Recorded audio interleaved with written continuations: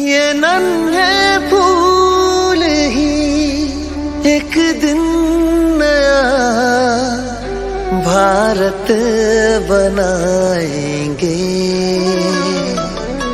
इरादा कर लिया है हम इन्हें ऐसा पढ़ाएंगे।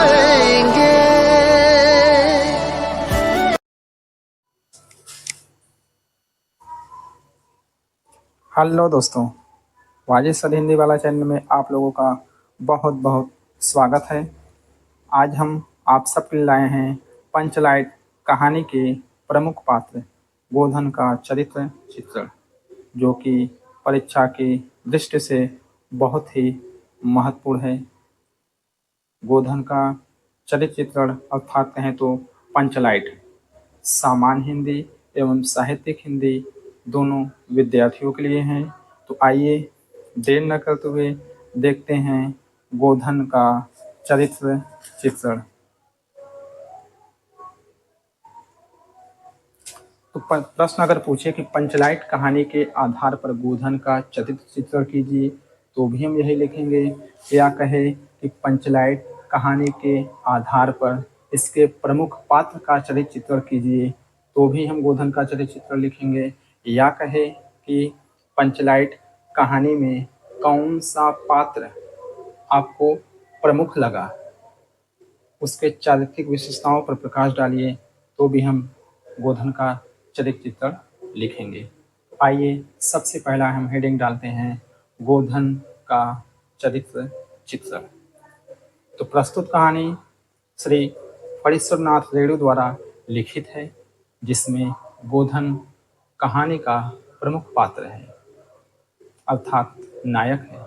उसके चरित्र की निम्नलिखित विशेषताएं इस प्रकार हैं, जिनमें पहला हेडिंग हम डालेंगे भोला भाला अल्हड़ ग्रामीण युवक। तो गोधन भोला भाला एक अल्हड़ ग्रामीण युवक है। उसकी अल्हड़ता का यह उदाहरण है कि वह पंचायत के तमाम विरोध के बाद भी सिनेमा का गाना हम तुमसे मोहब्बत करके सनम गाना नहीं छोड़ता।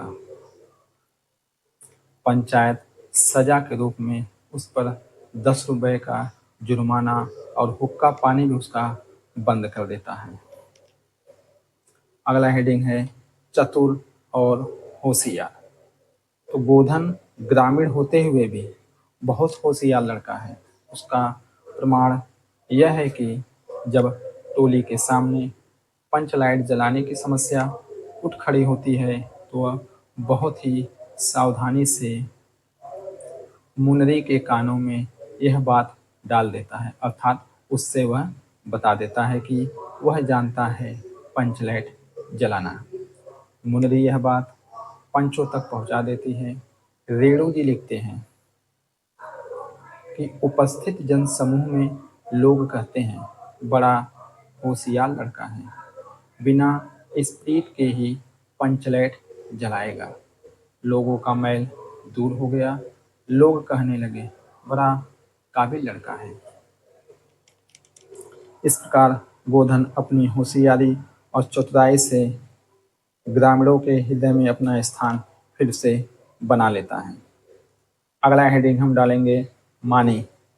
तो गोधन बड़ा मानी युवक भी है।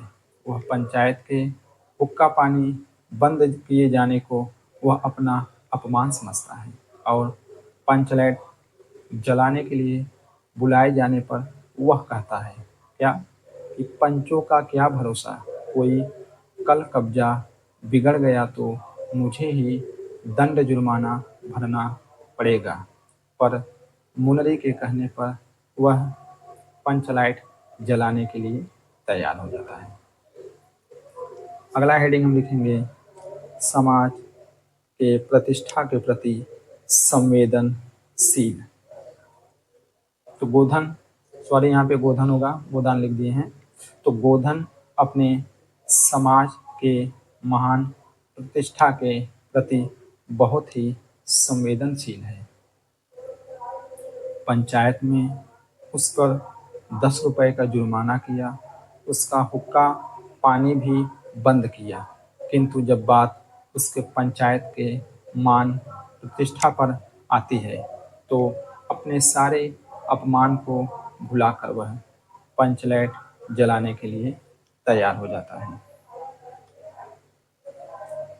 निष्कर्ष: उपर्युक्त विवरण के आधार पर हम कह सकते हैं कि कहानीकार श्री फणीश्वरनाथ रेणु जी ने गोधन को एक प्रगतिशील जनहित कार्य के रूप में प्रस्तुत करके यह संदेश दिया है कि व्यक्तिगत मान प्रतिष्ठा से देश, जाति व समाज की मान प्रतिष्ठा महत्वपूर्ण होती है। इस प्रकार आसानी से हम गोधन का चलित चित्रण एग्जाम में लिख करके पूरे 5 नंबर आसानी से प्राप्त कर सकते हैं। उम्मीद है कि ये वीडियो आपको अच्छे से समझ आई होगी, अर्थात गोधन का चलित चित्रण आप अच्छे से समझ पाए होंगे। तो प्लीज़ इस वीडियो को अपने दोस्तों तक ज़्यादा से ज़्यादा शेयर करिए और वाजिब सर हिंदी वाला चैनल को सब्सक्राइब करना ना भूलिए। जय हिंद।